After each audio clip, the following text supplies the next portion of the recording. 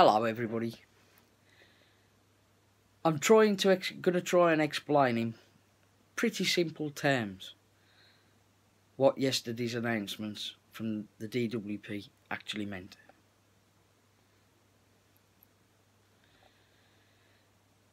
Recently they announced a 10,000 pilot which was going to be introduced as a test and learn process before the roll out managed migration. Now, when Esther McVey was in power, she'd already announced this pilot, so it's not a U-turn. It's not nothing new. It was always going to happen. That legislation will come into power through statutory instrument, which means it doesn't need a vote, on the 16th of January.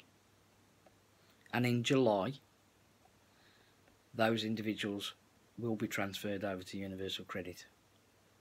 36% of them will be disabled people. 54% will be tax credits.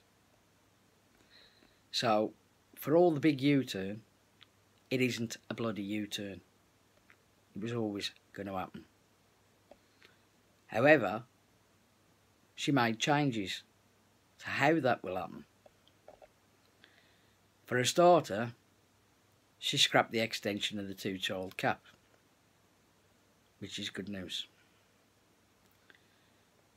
She also said that she would run a pilot, online landlord pilot, and build another portal, because there's already one for social landlords anyway.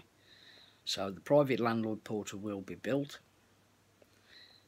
and that will allow landlords, for those in private rent, to have their rent paid direct to the landlord.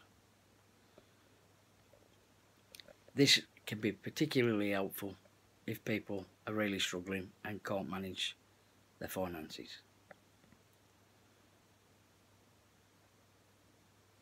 Then she announced that more women would have control over the money, given that women, in most cases, but not all, in most cases, are the main carer. So it'd be the main carer who will have to claim Universal Credit. That gives the female, in most cases, control over the household budget. She claims it's putting power back into women's hands, yet she's still got that bloody abominable rape clause in the legislation, which in my opinion is in an absolute disgrace, and it should be scrapped with immediate effect. The other plus side is she also announced the childcare changes.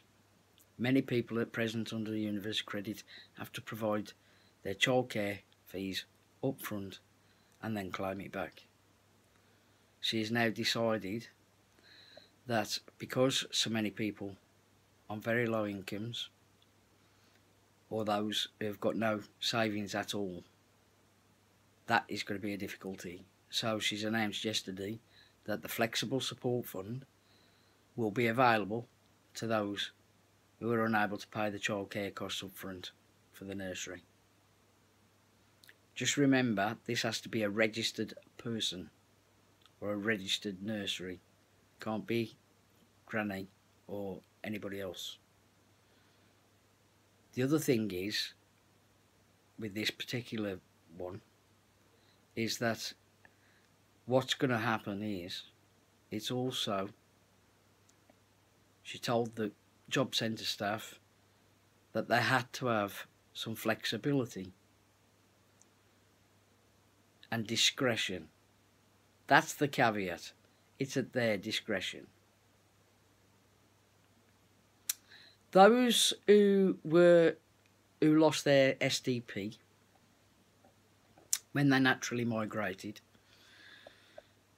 will get that reinstated, and those that migrate after the 16th of January will keep their severe disability premium. This is for the 10,000 tranche, don't forget. And they will be provided with a personal support package, which I believe is going to be administered by the Citizen Advice Bureau.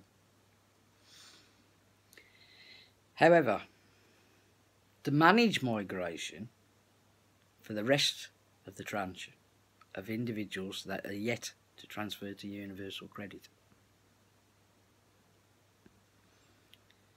that will have to be legislated for.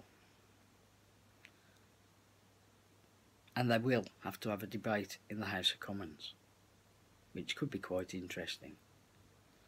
It's certainly going to be quite a heated debate, because we're talking about managing the migration of extremely vulnerable people.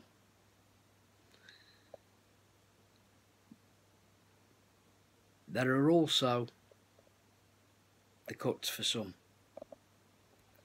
While those on legacy benefits who get SDP can't claim Universal Credit at this moment in time,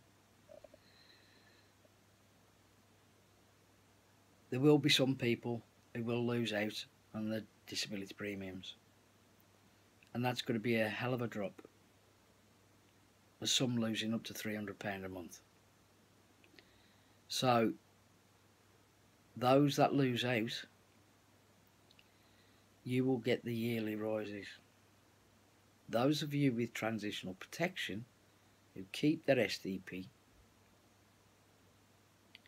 you will not get any yearly rises, or what they call the annual increment.